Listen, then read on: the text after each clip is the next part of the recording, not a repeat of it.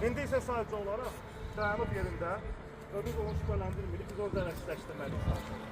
Həmin prinsipdən istifadə edə bilərsiniz. Yaxınlaşırsa çəkdik. Oldu. Yəni bizə hücum olmadan biz birinci təhdid olduq və onu yerə doğru apardık. Dayanıbdır və tutarçısız şübhələndirmə əldə etsin onu, sakit yaxınlaşdınız və zərbə də vura bilərsiniz, üzünə fikrini də yayandıra bilərsiniz, istənilən bir şey eləyə bilərsiniz. Əks tərəfdən sadəcə fikri yayınmalısınız ki, qolunu götürəsiniz. Yəni o bilirsə ki, mən onun qolunu götürəcəm, heç vaxt mənə o qolu verməz. Baxır ki, mən bura istəyirəm və yaxud ki, laf qolunu qoyub ora, qoyura, qayıt yerə, qayıt, tam belə möhkəm sıxa bilər qolunu və apara bilmərik. Onda başlayacaq kimin gücü çoxdur. Və bu məqamlarda artıq texnika devrəyə girməlidir. Real Aikido prinsipindən döyüş başlayan kimi bitməlidir və yaxud heç başlamamaq. Rəqib başa düşmədən onu pakovda eləmək. Əgər mən bu vəziyyətə artıq düşmüşəmsə ki, o artıq hiss eləyibdir, müqamət göstərir. Artıq mən texnikamı dəyişməliyim. Texnikamı dəyişməliyim ki, onu aldada bilir, çünki gecikmişəm. Burada əlavə enerji itirirəm, əlavə variantlar eləməli oluram.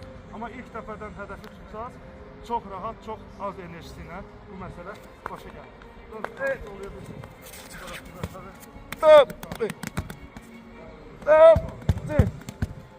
Rəqib nə qədər şəkil olur olsun, nə qədər güclü olur olsun, düzgün damar tutsaz, ağrı məntiqdən güclüdür. Bu mən illər öncə hərbi çıxışında da demişəm. Ağrı nə qədər çox olsa, sizin o qədər məntiqsiz düşünməyə başlayırsan, düzgün qərar verə bilmir. Məsələn, deyək, burada ağrı var. Burada ağrı olmasa, rəqib başa düşər və mənim ayağımdan mı tutar, deyim, əks zərbələr mi vurar? Çünki ayıqdır, ağrı yoxdur. Göstəriyorum, mərfəq. Daha sonra.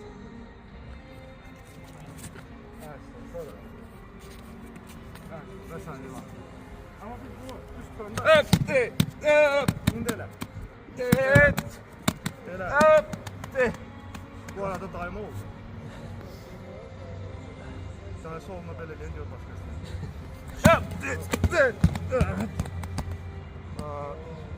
Ağrı olanda rəqib artıq qıc olur, fikirləşə bilmir. Digər əli boş olur. Kommentlərdə idmanla məşğul olmayanlar yazır. O birisi əli boşdur, niyə vurmur? İstəsən vurardı da, yəni vura bilmir ki. Burada şiddətli ağrı verir. Siz özünüz biraz işləyirsiniz, görürsünüz ki, aha, biraz da ağrı olsunuz, mən çıxanmaram, ağrıdar. Başqa şey fikirləşərəm, təslim olarım. Adımın ağlına bir dənə şey gəlir. Heç kim birinci o vəziyyətə düşəcəyini bilmirəm. Və düşdükdən sonra da ağrı vasitəsindən oraya qıc olur və vura bilmirsiniz. Yaxşı. Qayıdırıq bizim texnik. Hesab edək ki, o xəbəri yoxdur. Biz də əməliyyatçıyıq və biz çəkilib olmadık. Qaldır aşağı. Öz ərəsləşdir. Solla öyrənmişsiniz deyə hələ ki, sol istiqamətə çıxır. Sağa da çıxa bilərsiniz, amma sadəcə buradan. O istiqamətə çıxır.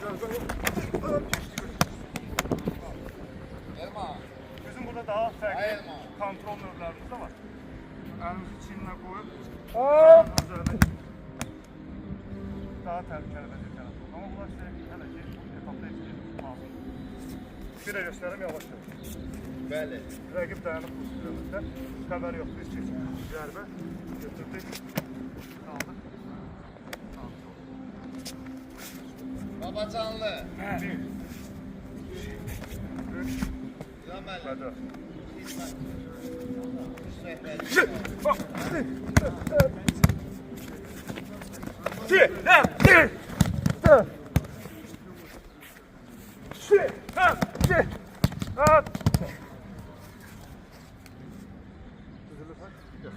Yavaş yavaş deyək. Probeler bir atsan.